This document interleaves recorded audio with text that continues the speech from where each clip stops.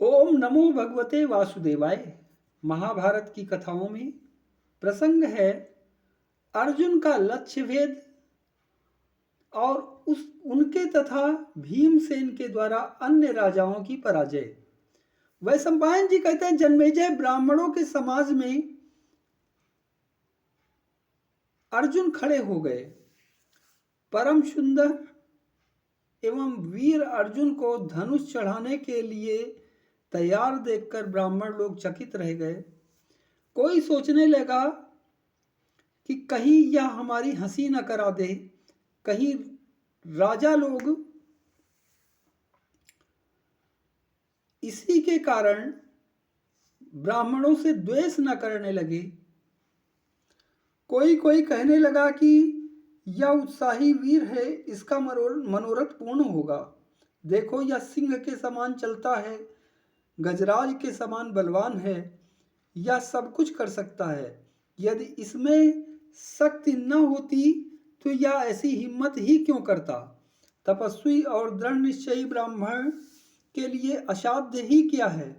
ब्राह्मण अपनी शक्ति से छोटे बड़े सभी तरह के काम कर सकता है। परशुराम ने युद्ध में क्षत्रियों को जीत लिया, अगस्त्य ने समुद्र को पी लिया। इसे आप लोग आशीर्वाद दें कि यह लक्ष्य भेद कर ले। ब्राह्मण आशीर्वाद की वर्षा करने लगे। जिस समय ब्राह्मणों में इसी प्रकार की अनेकों बातें हो रही थी, उसी समय अर्जुन धनुष के पास पहुंचे। उन्होंने धनुष की प्रदक्षिणा की। भगवान शंकर और श्री कृष्ण को सिर झुकाकर मन ही मन प्रणाम किया और धनुष को उठा लिया। जिस समय धनुष को बड़े बड़े वीर जिस धनुष को बड़े बड़े वीर उठा नहीं सके, रोदा नहीं चढ़ा सके, उसी धनुष को अर्जुन ने बिना परिश्रम उठा लिया और बात की बात में डोरी चढ़ा दी। अभी लोगों की आंखें अर्जुन पर ठीक ठीक जम भी नहीं पाई थी कि उन्होंने 5 बाण उठाकर उनमें से एक लक्ष्य पर चलाया और वह यंत्र के छिद्र में होकर जमीन पर गिर पड़ा। चारों तरफ कोलाहल होने लगा। अर्जुन के सिर पर दिव्य वर्षों की वर्षा होने लगी। ब्राह्मण अपने दुपट्टे हिलाने लगे। अर्जुन को देखकर द्रुपद की प्रसन्नता की सीमा न रही। उन्होंने मन ही मन निश्चय कर लिया कि अवसर पड़ने पर मैं अपनी संपूर्ण सेना के साथ इस वीर की सहायता करूंगा। जब युधिष्ठिर ने देखा कि अर्जुन ने अपना काम कर लिया, तब वे झट नकुल और सहदेव को लेकर वहां से अपने निवास स्थान पर चले आए। द्रौपदी हाथ में वरमाला लेकर प्रसन्नता के साथ अर्जुन के पास गई और उसे उनके गले में डाल दिया। ब्राह्मणों ने अर्जुन का सत्कार किया और वे द्रौपदी के साथ रंगभूमि से बाहर निकले। जब राजाओं ने देखा कि राजा द्रुपद तो अपनी कन्या का विवाह एक ब्राह्मण के साथ करना चाहते हैं, तब वे बहुत क्रोधित हुए और एक दूसरे से कहने लगे, देखो तो सही, राजा द्रुपद हम लोगों को तिनके की तरह तुच्छ समझकर अपनी श्रेष्ठ कन्या का विवाह एक ब्राह्मण के साथ कर देना चाहता है। हम लोगों को बुलाकर ऐसा तिरस्कार तो नहीं करना चाहिए ना। यह हमें कुछ नहीं समझता, इसलिए इसकी परवाह न करके इसको मार डालना ही उचित है। इस राजद्वेषी दुरात्मा को छोड़ने का कोई कारण नहीं है। क्या हम लोगों से एक भी ऐसा नहीं है जिसे यह अपनी पुत्री के योग्य समझे। स्वयंवर क्षत्रियों के लिए है, उसमें ब्राह्मणों के आने का कोई अधिकार नहीं है। यदि यह कन्या हम लोगों को वरण नहीं करती तो इसे आग में डाल दिया जाए। ब्राह्मण कुमार ने चपलतावश हम लोगों का अप्रिय किया है, परंतु उसे तो ब्राह्मण के नाते छोड़ देना ही उचित है।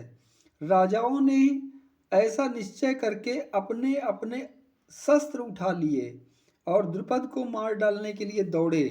राजाओं को क्रोधित देखकर द्रुपद डर गए। वे ब्राह्मणों की शरण में गए।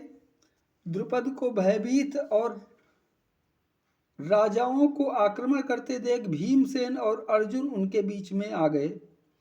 राजाओं ने उन्हीं पर धावा बोल दिया। ब्राह्मणों ने एक स्वर से मृगचर्म और कमंडल हिलाते हुए कहा, डरना नहीं, हम तुम्हारे शत्रुओं के साथ लड़ेंगे। अर्जुन ने मुस्कुराकर कहा, ब्राह्मणों, आप लोग एक ओर खड़े होकर तमाशा देखते रहिए। इन लोगों के लिए तो मैं ही बहुत हूं।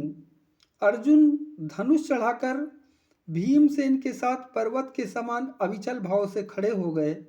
मदोन्मत्त कर्ण आदि वीरों को सामने आते देख वे उन पर टूट पड़े। सभी उपस्थित वीर युद्ध में ब्राह्मणों को मारना अधर्म नहीं है, ऐसा कहकर उन पर आक्रमण करने लगे। अर्जुन और कर्ण का सामना हुआ। अर्जुन ने ऐसे बाण खींच कर मारे कि कर्ण युद्ध भूमि में ही अचेत सा हो गया। दोनों बड़ी वीरता के साथ एक दूसरे को